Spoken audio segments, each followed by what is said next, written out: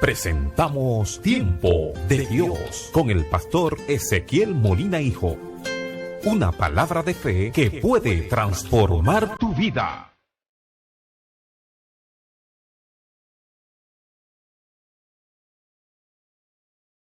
Todo lo que el hombre siembra, eso va a cosechar.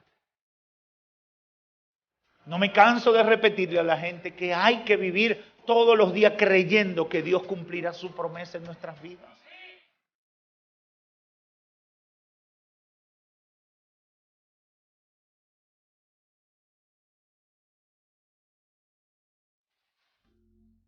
Hoy quiero hablarles con el tema de lo sublime a lo ridículo.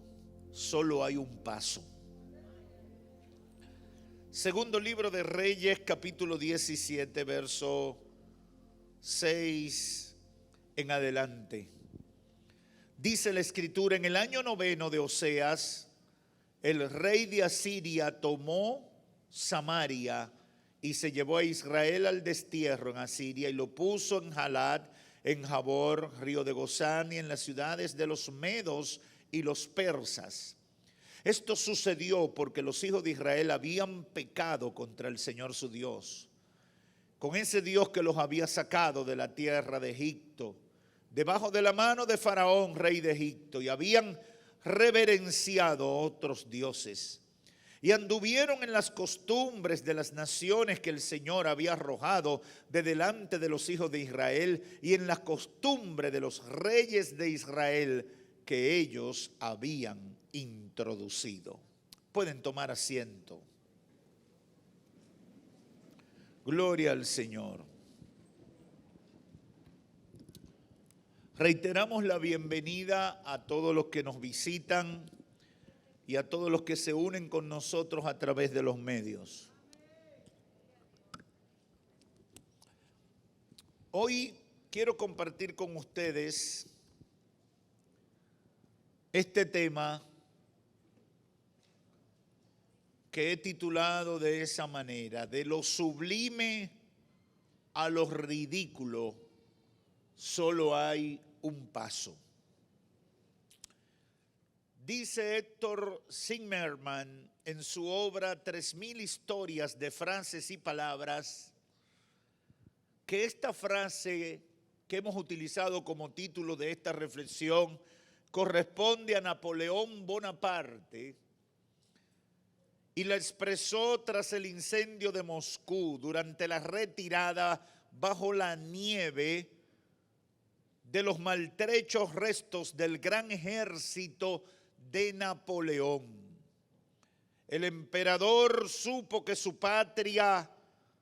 su patria estaban atemorizados, cundía el descontento y muchos reclamaban su renuncia o abdicación. Napoleón debió abandonar a sus tropas y apresuró su regreso a París. Y allí tuvo que dar cuenta al país de una campaña, de una guerra iniciada con más de 600,000 hombres, de la que solo iban a regresar la quinta parte. Con tan enorme número de muertos, heridos, prisioneros y desertores, la fallida invasión de Napoleón había enlutado y empobrecido a Francia y a sus aliados. La figura del emperador vencedor, idolatrada por muchos en toda Europa en ese momento, ahora se veía disminuida y el mundo veía con asombro cómo este hombre que había estado en el esplendor y en la admiración de toda Europa y el mundo conocido de ese tiempo, ahora regresaba derrotado, abatido y sin futuro. La humillación siguió así muy de cerca al orgullo imperial. Napoleón Bonaparte volcó las amargas reflexiones de aquel ocaso dramático en una carta confidencial dirigida poco después a Víctor de Prat, su embajador en Varsovia y allí dejó estampada las célebres palabras: de lo sublime a lo ridículo no hay más que un solo paso. Dolorosa frase que en tono mucho más ligero se suele repetir hoy para burlarse de quienes, por un traspiés o error cualquiera, deben pasar del éxito, de la admiración y del reconocimiento de la gente a convertirse en motivos de vergüenza y convertirse en personas despreciadas, muchas veces por los mismos que le alabaron. ¿Cuántas veces hemos escuchado eso? Ese pasó de lo sublime a lo ridículo.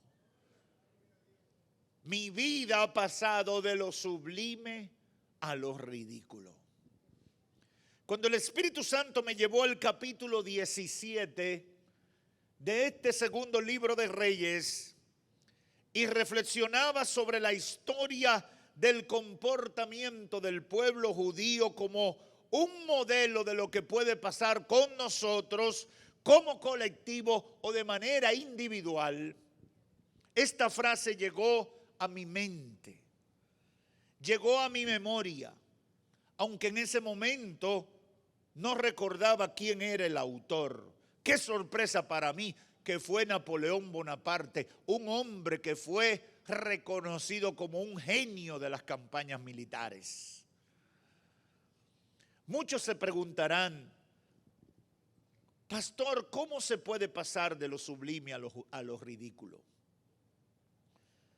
¿Cómo personas que una vez tuvieron comunión con Dios, fueron instrumentos de Dios, guiaron a otros a servirle al Señor, condujeron a muchos en el camino del Evangelio y de la fe, quizás fueron motivos de inspiración de muchos, de repente caen en los pecados que ellos mismos combatían?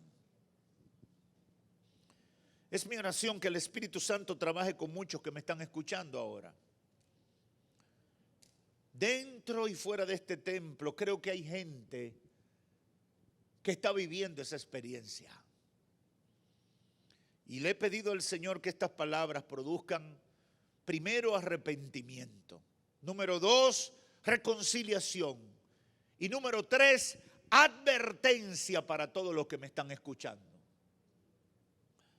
La historia de Israel en su relación con Dios, yo no sé si usted lo había pensado de esa manera, pero es mi deber decírselo. La historia de Israel es el modelo o el gráfico de lo que puede ser la historia de nosotros en nuestra relación con Dios. Muchas veces vemos toda esa información que hay en la Biblia, sobre todo en el Antiguo Testamento, de todo lo que pasó en lo político, en lo social, en lo militar, en lo cultural con el pueblo judío, y pensamos que solamente es historia como referencia y de manera general, y olvidamos que de manera individual eso también tiene una importancia capital. Porque la historia de Israel como nación, sus reyes y sus grandes personajes en su relación con Dios es un prototipo de lo que puede pasar con nosotros. Es un ejemplo de lo que puede pasar con nosotros. Esto que leímos del segundo libro de Reyes ocurre alrededor del año 732 al 735 antes de Cristo. Y los reyes de Judá e Israel, dice la Biblia, que se habían apartado del Dios que lo había sacado de la tierra de esclavitud. Se habían apartado del Dios que les suplió en el desierto. Se habían apartado del Dios que le había dado una nueva vida. Se habían apartado del Dios que le había bendecido material y espiritualmente por muchos años, que le dio una nueva tierra, que le dio identidad como nación, que los protegió de sus enemigos. Este pueblo en este momento se había apartado de Dios. Olvidaron todo lo que Dios había hecho por ellos. Comenzaron los reyes a hacer cosas que ofendían a Dios y el pueblo a tolerarlas y a participar de ellas. Y aquí en este momento está también este pueblo en un abandono mayoritario del cumplimiento y la obediencia a los mandamientos de Dios. Ya el pueblo estaba dividido. Dios levantó a Israel como una nación, con Saúl, después con David y después con Salomón. Pero después que muere Salomón, viene la división entre dos reinos y se constituye el reino del norte, que se conoció como Israel, y Judá como el reino del sur. Dos naciones surgieron del mismo pueblo de Dios y bajo el mismo pacto. Se dividieron, entraron en conflicto y una cantidad de errores que se sucedieron unos tras otros, producto del alejamiento de Dios. Cuando uno se aleja de Dios se pone torpe. Cuando uno se aleja de Dios se pone bruto. Cuando uno se aleja de Dios hace cosas que le perjudican y uno no lo entiende. Esa es la triste realidad. Y aquí tenemos tanto a Israel, el reino del norte, y a Judá, el reino del sur, sumergidos en el descuido espiritual.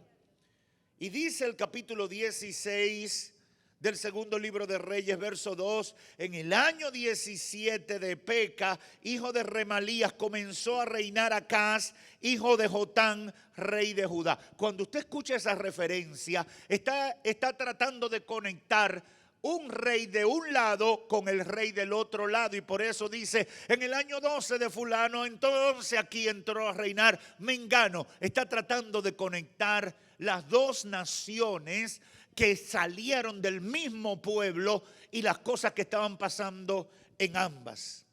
Acaz tenía 20 años cuando comenzó a reinar y reinó 16 años en Jerusalén, pero no hizo lo recto ante los ojos del Señor su Dios como su padre David había hecho, sino que anduvo en el camino de los reyes de Israel y aún hizo pasar a su hijo por el fuego conforme a las abominaciones de las naciones que el Señor había arrojado de Canaán.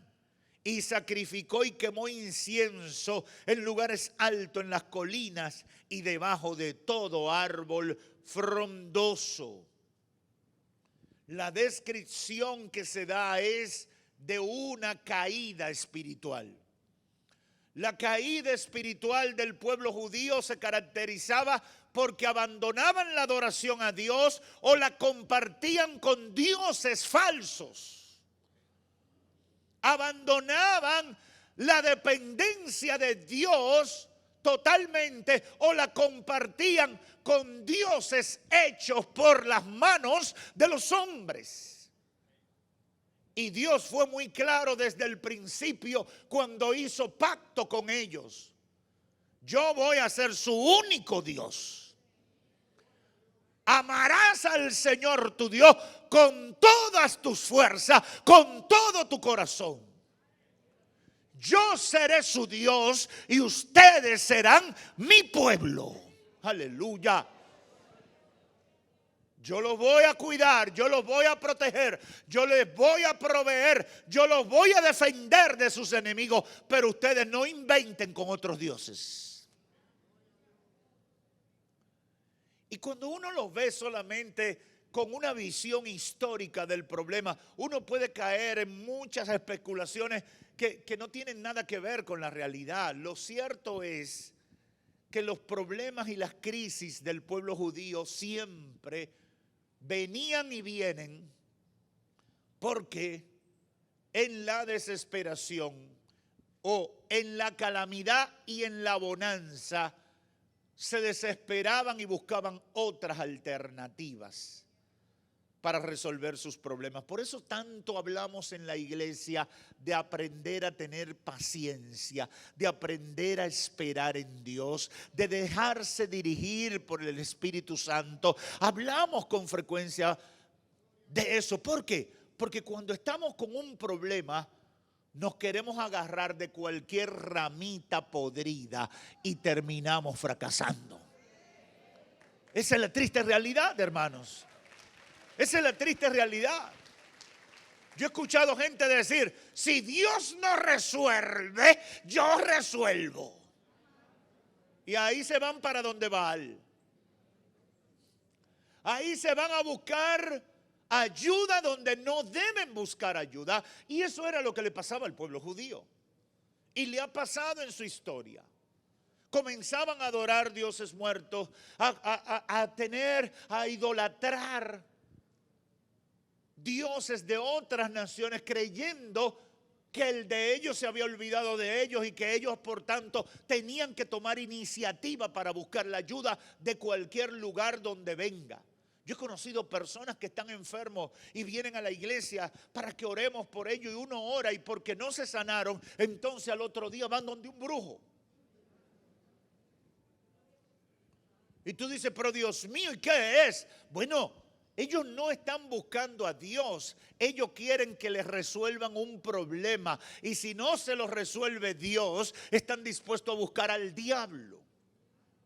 Y el diablo esperándolo en la curvita. El diablo te dice, si yo te resuelvo, no le resuelve nada y lo encadena para perdición eterna. Porque eso es lo que pasa. Así que funciona. Satanás nunca dirá que no se puede. El diablo siempre le dice a la gente, ven conmigo que yo te ayudo. Ven para acá que aquí te va a ir mejor. Recuerdo a una persona una vez que me dice, pastor, creo que me voy a alejar de la iglesia porque tengo tantas deudas, y para yo salir de estas deudas yo tengo que hacer unas cosas que no son de Dios. Cuando ese caballero me dice eso, yo me quedé un rato meditando, y el Espíritu Santo me dio la respuesta, y le di una respuesta un poco dura, pero era la que él necesitaba. Le dije, mire varón, usted llegó a la iglesia explotado por el diablo, y ahora que Dios le ha dado un chin de aire, te vas a ir a donde aquel que te explotó y por el cual llegaste destruido aquí a buscar ayuda. Un mal negocio estás a punto de hacer. Lamentablemente lo hizo. Y luego nos encontramos y me dijo, pastor, usted tenía razón, pero ya el daño estaba hecho. Israel y Judá hicieron lo malo delante de Dios. Una nación que había sido testigo del poder de Dios, que se había beneficiado de la obra de Dios, quien los ayudó a vencer sus enemigos sin importar cuán fuerte eran, ahora, al paso de unos años, está haciendo todo lo contrario a lo que Dios le dijo que hicieran, en franca rebeldía y desobediencia al Dios que le había dado la vida. Hermano que me escucha, cuídate que el paso de los años y el bienestar de la tierra prometida no te lleve a olvidarte del Dios que te ha dado la bendición. Cuídate de eso. Cuídate de eso.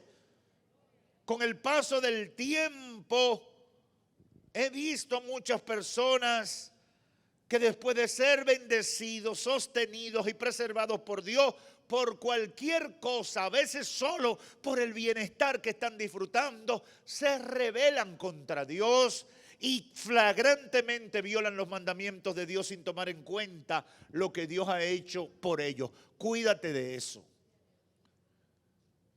Ora en prueba.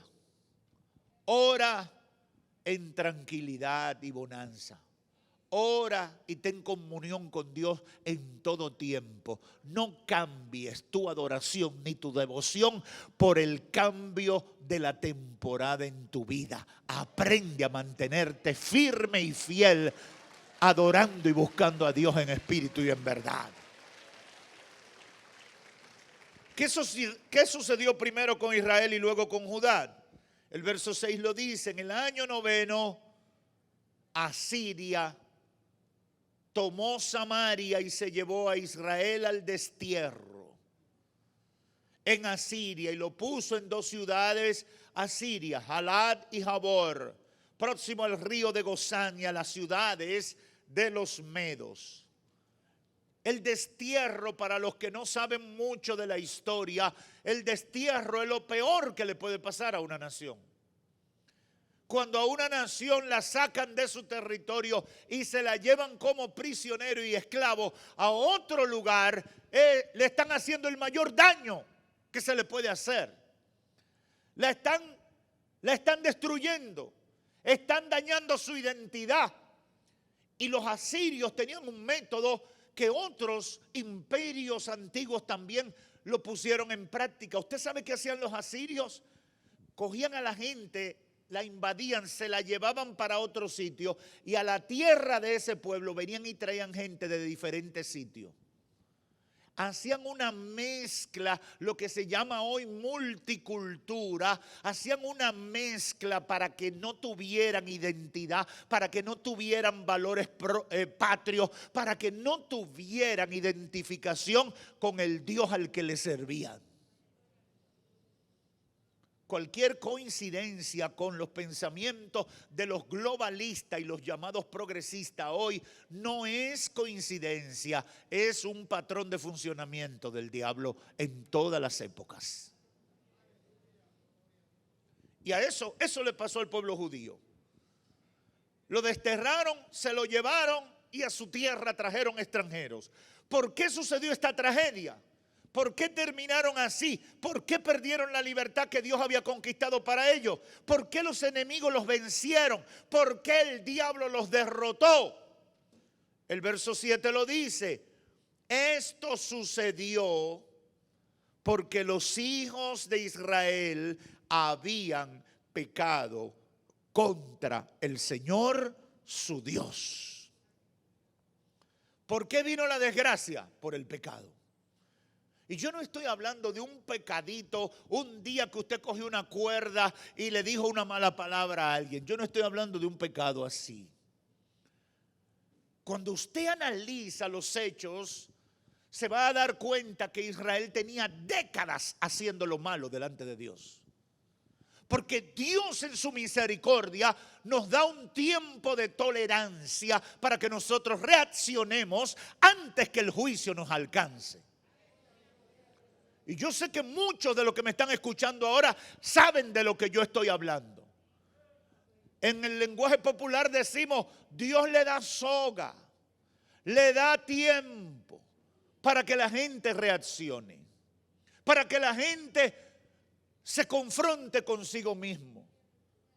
Y cuando aquí dice el relato bíblico que pecaron, que toda esta desgracia le pasa porque pecaron contra el Señor, está diciendo, estaban pecando hacía mucho tiempo y la misericordia de Dios se terminó para ellos.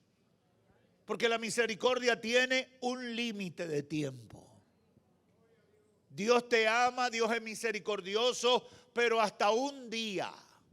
Siempre le aclaro a la gente, yo no entiendo a Dios, porque a veces yo veo que Dios tiene misericordia de una semana con una gente y después tiene misericordia de 10 años con otra gente. Y cuando yo entro en ese tipo de crisis, me recuerdo las palabras del Señor cuando le dijo a su siervo: tendré misericordia de quien yo quiera tener misericordia, y a ti no te importa lo que yo haga con mi misericordia. ¿Por qué? Porque la misericordia es un favor no merecido. La misericordia es un regalo, no es un derecho que tú tienes. Todos cuando pecamos nos corresponde el juicio de Dios. Todos cuando pecamos nos corresponde el castigo de Dios. Pero Dios, que es rico en misericordia, con ese amor con que nos ha amado, nos extiende el tiempo de la gracia. ¿Para qué? Para que recapacitemos antes que venga lo peor. Debemos estar claros en eso. Habían pecado contra el Señor, que los había sacado de tierra de esclavitud, y reverenciaron a otros dioses. Eso es ofensivo, hermano. Porque una cosa es que tú dejes de buscarme y adorarme, pero que tú te vayas a donde los contrarios. Imagínese que usted tiene un gran amigo que son como hermanos y tienen una confianza y han compartido muchas cosas a través de los años, pero de repente ese amigo tiene una pequeña discusión con usted, una pequeña diferencia, y de inmediato va y busca el peor enemigo suyo y hace una amistad con esa persona. ¿Cómo se siente uno? Uno se siente traicionado, uno se siente destruido emocionalmente, porque uno dice, oye, me parece que todos los años vividos fue una mentira, fue una farsa. Porque mira cómo me trata, mira cómo reaccionó. Eso pasa con el pueblo judío. Y por eso Dios le señala esa falta. Yo hice tanto por ustedes y no solamente me abandonan, sino que van y reverencian a otros dioses. Eso es ingratitud y rebeldía contra Dios. Fueron desterrados. Dios no quería, pero le tocó por ingratitud y rebeldía. Y en medio de ese destierro, yo puedo imaginarme las amargas noches del pueblo de Dios a oscura y con muchos mosquitos picándolo, recordando cómo Dios lo había sacado de Egipto, porque así es que le pasa a uno. Yo he tenido muchos ejemplos de personas que han servido en la vida cristiana, han sido instrumentos de Dios, pero se dejan arrastrar por el diablo. Satanás destruye su vida y después, en medio de su frustración, se la pasan diciendo, yo me sé la Biblia, yo me sé muchos versículos bíblicos, yo predicaba, yo cantaba en la iglesia, yo hacía de todo en la iglesia, yo esto, yo aquello, y a veces yo le digo, sí, tú estabas en el Abba y en el Era. Eso no funciona, lo que funciona es en el ahora. En este momento lo que vale es cuál es tu condición delante del Señor. No vivas del pasado que ya se fue. Busca vivir un presente de gloria mayor que el pasado de vergüenza que dejaste atrás. Me imagino el pueblo en el destierro. Ay, el Señor que fue tan bueno con nosotros, porque cuando uno sufre las consecuencias de sus errores, uno se pone reflexivo y comienza a recordar todo lo que pasó, todo lo que tenía. Ay, pero yo sí tenía una familia bonita. ¿Y qué pasó? Me metí en bebida y la perdí. Y entonces, no esperes llegar al fracaso para recordar cómo Dios abrió el Mar Rojo, cómo abrió el Jordán, cómo Dios derribó las murallas de Jericó. Me imagino yo, no lo dice la Biblia así detalladamente, pero yo me imagino que en el destierro todos esos recuerdos venían, como ese pueblo que anteriormente había sido merecedor de elogios por sus grandes hazañas militares, que había sido reconocido por su esplendor y riqueza y bienestar. Se recuerda de la reina de Saba que vino a visitar a Salomón. Ese es uno de los ejemplos más impresionantes, pero no fue solamente ella. La Biblia le sacó una parte a ella, pero muchos reyes venían a ver el esplendor de Israel. Venían a ver el éxito de Israel. Venían a ver la bendición de Israel. Ahora están desterrados. En este momento están separados de su tierra. Ese pueblo que una vez rindió culto al Dios vivo, que hablaba de David, que hablaba de Abraham, que hablaba de Moisés, ahora están desterrados, sus territorios ocupados por extranjeros y en total marginación. ¿Por qué enfatizo en esto? Porque precisamente la frase de Napoleón Bonaparte se aplica en este momento de la historia del pueblo de Dios. Pasaron de lo sublime a lo ridículo. ¿Cuál fue la razón? Pecaron contra Jehová. Después de plantear y explicar esto, quiero hacer algunas explicaciones o aplicaciones para nuestra vida, porque creo que es lo fundamental cada vez que reflexionamos en la palabra. Y lo primero que debo decirle es que de la misma manera que pasó con el pueblo judío en ese momento y después volvió a pasar, 2 o 3 veces más pasó lo mismo. De la misma manera que pasó con el pueblo de Dios 8 siglos antes de Cristo, he visto que eso ha pasado con personas que fueron una vez poderosos instrumentos en las manos de Dios. He conocido el caso de personas que predicaban en las iglesias, parques, calles, estadios y lugares públicos. Fueron tremendos instrumentos de Dios, proclamando las buenas nuevas, inspirando a otros para que se convirtieran a Cristo. De repente se descuidaron y terminaron pasando de lo sublime a lo ridículo. El apóstol Pablo en 1 Corintios 10, 11 hace una advertencia que aplica para nosotros hoy. ¿Qué dice Pablo? Refiriéndose a la historia de Israel, estas cosas le sucedieron como ejemplo. Estas cosas sucedieron como ejemplo y fueron escritas como enseñanza para nosotros, para quienes ha llegado el fin de los siglos. Por tanto, el que cree que está firme, tenga cuidado, no sea que caiga. Aleluya. Y dice más: no os ha sobrevenido ninguna tentación que no sea humana, pero fiel es Dios, que no permitirá que ustedes sean tentados más allá de lo que pueden soportar, sino que con la tentación proveerá también la vía de escape a fin de que puedan resistirla. ¡Aleluya! ¡Aleluya! El apóstol está advirtiendo.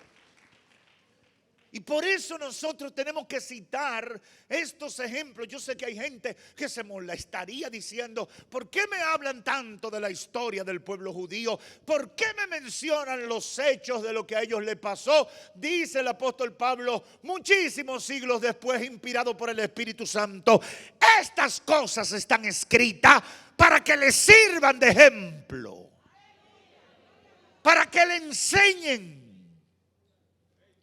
El que crea que está muy duro, revísese.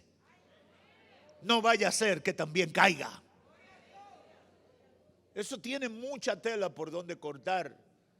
Y una de las que yo he estado usando más últimamente es diciéndole: el diablo es real a la gente.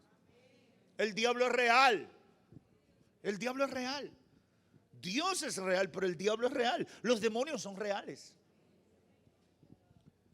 Hasta muchos cristianos hoy en día no quieren ni siquiera admitir la realidad de los demonios ni de la obra del diablo. El diablo es real. El diablo no quiere que tú vayas al cielo. El diablo no quiere que tú vivas una vida victoriosa en Cristo en esta tierra. El diablo no quiere que se salve tu familia. El diablo no quiere que tú seas libre de los vicios y de las tentaciones que te arruinan la existencia. Por lo tanto, está trabajando para arruinarte. Y por eso uno tiene que estar enfocado en Dios. Y este consejo de 1 Corintios 10 va en esa dirección. El que cree que está firme, tenga cuidado. No sea que también caiga. Porque estamos en guerra espiritual. Estamos en batalla. Hay una fuerza que no es comparable con Dios, pero tiene 1000 estrategias y 1000 trampas para hacernos caer. Satanás no tiene el nivel de Dios, pero tiene muchos argumentos y es más poderoso que nosotros. Nosotros solamente podemos enfrentar al diablo y derrotarlo cuando estamos agarrados de Cristo, la roca inconmovible de los siglos. Pero cuando nos desconectamos, es como el cable que se desconecta de la fuente de corriente. Esa bocina está sonando y hay un bombillito prendido y hay un sonido saliendo. Pero si yo quito ese cable que le da la corriente, se apaga. Así somos nosotros cuando nos desconectamos de Dios. Si te desconectas de Dios, te apaga y el diablo te destruye. No hay que ser un teólogo para entender eso. No hay que conocer el lenguaje bíblico para entender eso. Está muy claro en la palabra del Señor. Porque Satanás no quiere hacer pasar de lo sublime a lo ridículo. Una de las conclusiones, en segundo lugar, más importante de todo esto es que debemos enfocarnos en alcanzar la meta. Hacer disciplinadamente los sacrificios que sean necesarios y no permitir distracciones en nuestra vida de fe para no pasar de lo sublime a lo ridículo. En el capítulo 9 de esa misma carta a los Corintios, verso 24, el apóstol dice: ¿no sabéis que los que corren en el estadio, todos a la verdad corren, pero uno solo se lleva el premio? Corred de tal manera que se ganen el premio. Yo no sé si usted me está entendiendo. Pablo usaba con frecuencia las figuras del deporte, de las olimpiadas que los griegos habían establecido en todo el mundo conocido de esa época. Y él usaba muchas referencias, sobre todo al atletismo. Y aquí está usando esa figura cuando dice: ¿no saben que todos los que corren en el estadio, todos a la verdad corren y lo hacen en serio? Pero un solo es el que se lleva el premio, es el que gana. Y le dice: en su vida cristiana corran como el que va a ganar. Porque no hay otra cosa para el cristiano sino el premio, la salvación y la vida eterna. Yo tengo que vivir la vida cristiana con el objetivo de llegar a la meta. No me conformo con nada en esta tierra. Mi objetivo tiene que ser llegar a la meta. Llegar a la meta, hermano. Tenemos que procurar llegar a la meta. No se conforme con que le está yendo bien. No se conforme con que las cosas están ahora bajo control. No se conforme con que la familia está tranquila. No se conforme de que la economía o las finanzas están estables. No. Usted tiene que seguir orando. Usted tiene que seguir buscando de Dios. Usted tiene que seguir proclamando el evangelio. Pero ¿hasta cuándo? Hasta que llegue a la meta. Aleluya. Eso significa a veces sacrificio. renuncia a cosas que a uno le agradan. Hay muchos creyentes hoy en día que no quieren sacrificarse por nada.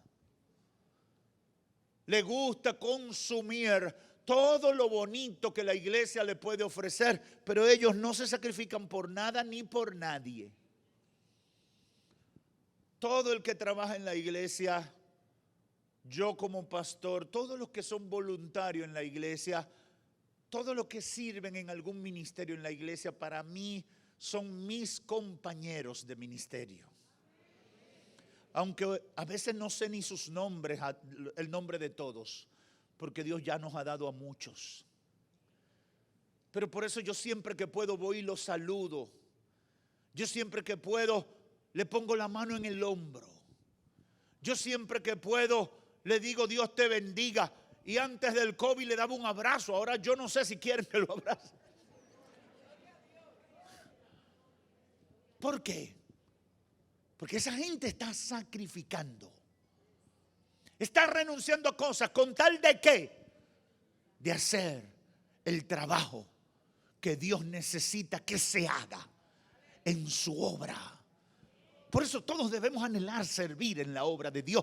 Todos debemos anhelar ser útiles en la obra de Dios. Porque ese trabajo, esa dinámica de dar y recibir, de recibir y dar, es lo que me sostiene en la carrera con el impulso necesario para llegar a la meta. Aleluya. Gloria a Dios. Corran como el que gana.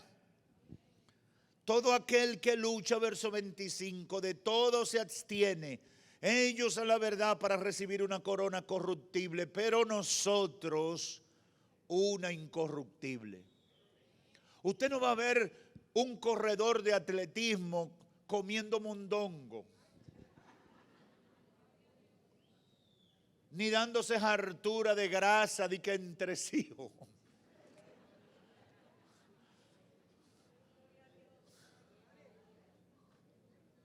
Ni comiendo chivo con chivo, como un compañero de trabajo que yo tenía. Digo, ¿y qué tú comiste hoy? Chivo con chivo. Digo, ¿cómo? ¿Y qué es eso? Me dice, no, porque es que yo no usé compañía, ni arroz, ni nada. Fue carne con carne. Eso es un nivel de glotonería exagerado, ¿verdad? Ahora, el que corre, el atleta, hace sacrificios, lleva una dieta, no inventa con su alimentación, no se descuida con lo que come, no se descuida con su entrenamiento, no se descuida con su enfoque. Ahora tienen coach, gente que los están enfocando en la meta. No mires para el lado, no te descuides, no dejes que te hablen, que te contaminen el pensamiento, todo. ¿Para qué? Para que puedan alcanzar la meta. El apóstol está diciendo, eso mismo tienen que ustedes que son cristianos, que están en la carrera cristiana, ustedes tienen que hacerlo de esa manera. Todo el que lucha se abstiene. Ellos para recibir una corona corruptible, pero nosotros para recibir una corona incorruptible. Así que yo de esta manera corro. Préstele atención a este verso. Así que yo de esta manera corro, no como a la aventura.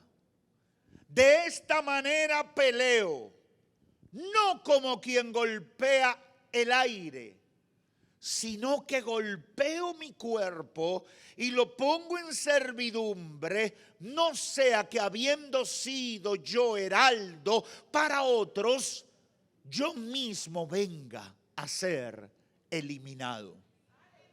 Oh, gloria a Dios.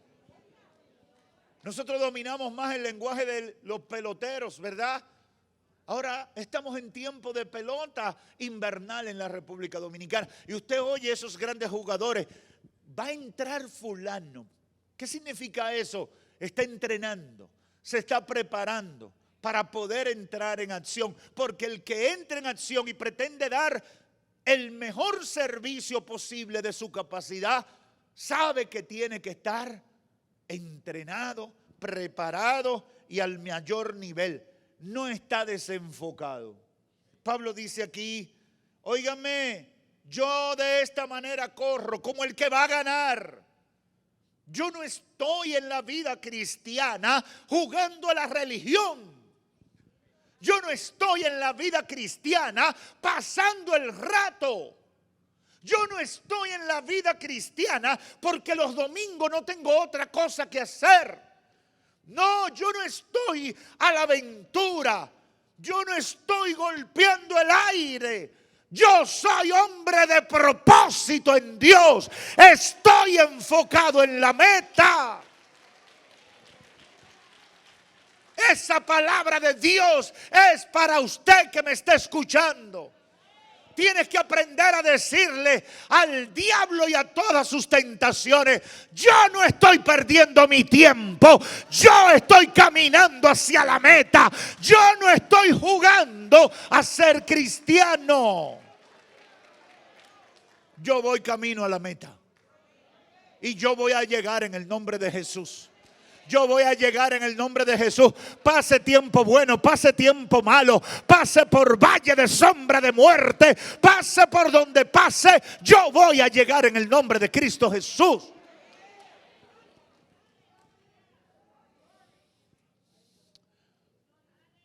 Los efectos del COVID han puesto en evidencia la calidad de la fe de los cristianos del siglo XXI. Hablaba hoy con un pastor que me decía, le digo, ¿cómo está tu iglesia? Lo vi antes de venir para acá.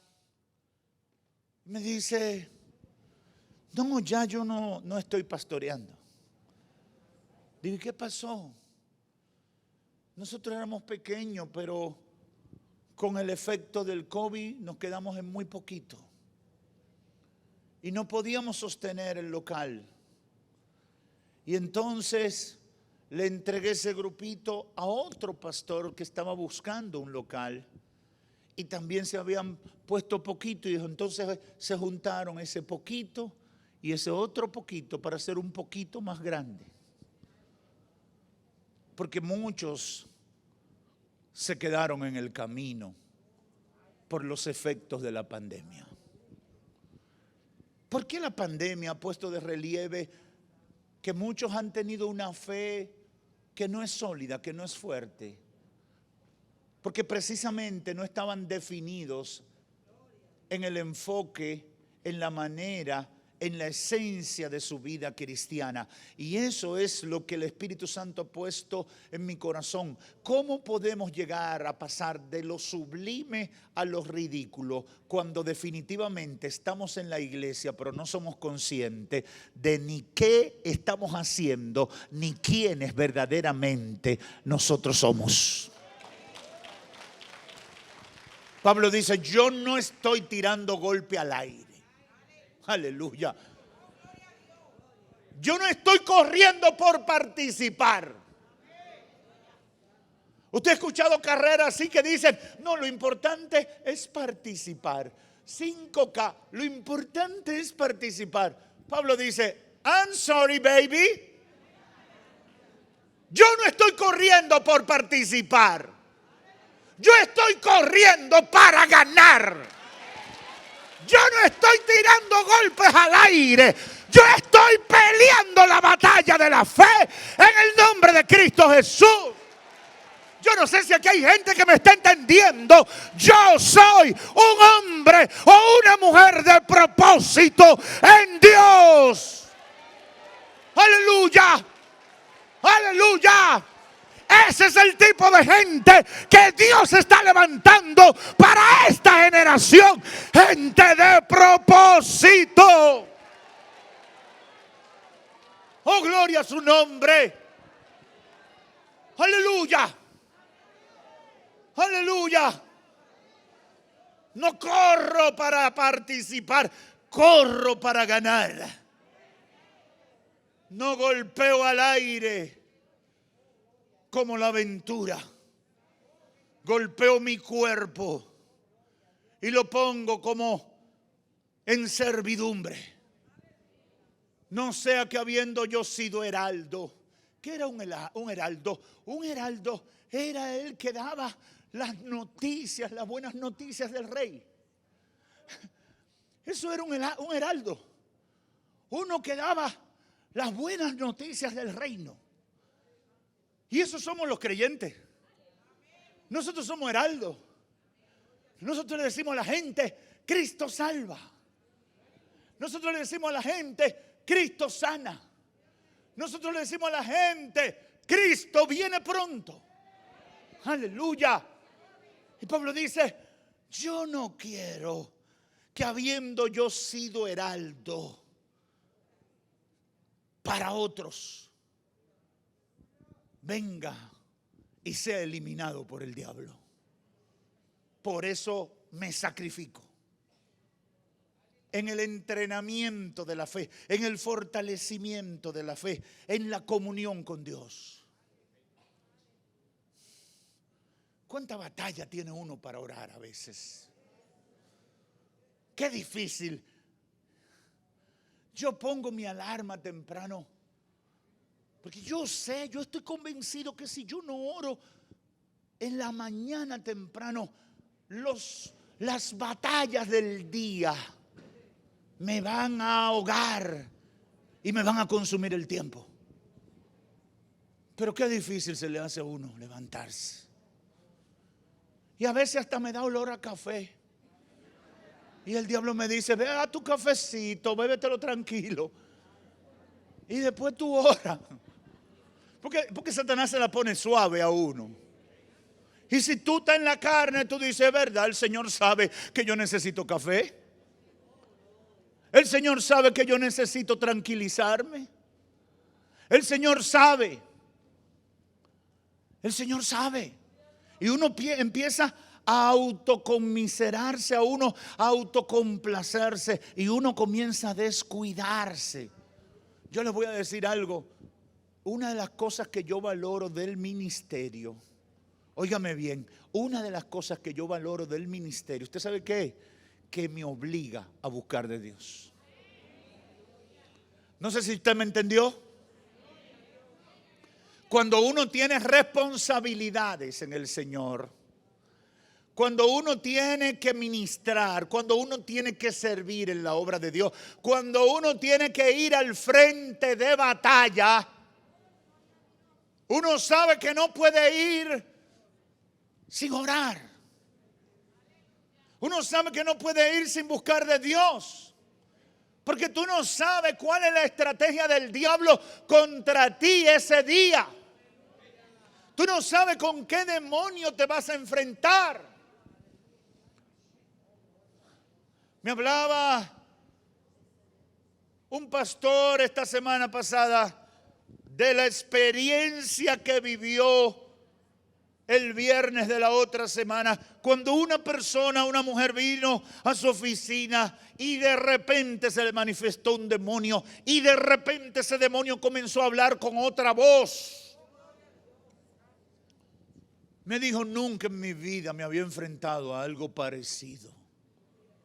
Ahora que me doy cuenta de lo necesario que es contar con el poder de Dios para enfrentar al diablo en cualquier situación que se presente. Yo estoy orando para que aquí en esta iglesia haya mucha liberación. Yo sé que ese amén está flojo, pero lo voy a repetir por si alguien cree que lo dije dudando. Yo estoy orando para que en esta iglesia haya mucha liberación. Ahora, ¿cuántos tienen miedo?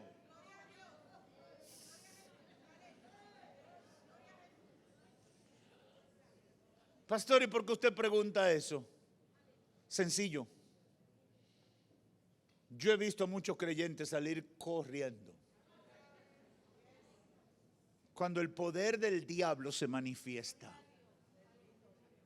Pero la palabra nos advierte, nuestra lucha no es contra sangre ni carne, sino contra potencias espirituales, contra huestes espirituales de maldad establecidas en las regiones celestes. Por tanto, tomen la armadura de Dios para enfrentar al diablo. Ningún soldado hace nada con una armadura que está en el closet de su casa. El soldado que está en batalla necesita una armadura, pero tenerla puesta. Aleluya. Tomen la armadura de Dios para que puedan vencer al diablo. Tómenla. Tómenla. Es en serio. Es en serio. Oh, por eso dijo una vez en Romanos 1, no me avergüenzo del evangelio, porque es poder de Dios. Oh, yo no sé si tú crees en un evangelio de maquillaje. Yo creo en el poder de Dios. Poder de Dios para libertar, poder de Dios para sanar, poder de Dios para desalojar al diablo y a sus demonios. Hemos presentado Tiempo de Dios con el pastor Ezequiel Molina Hijo. Esperamos que este tiempo haya sido una bendición para ti. Te invitamos a nuestra próxima presentación. Si quieres comunicarte con nosotros, envía un correo electrónico a eltiempodedios@gmail.com o llámanos al teléfono 809-813-1029, La Romana, República Dominicana. Tiempo de Dios.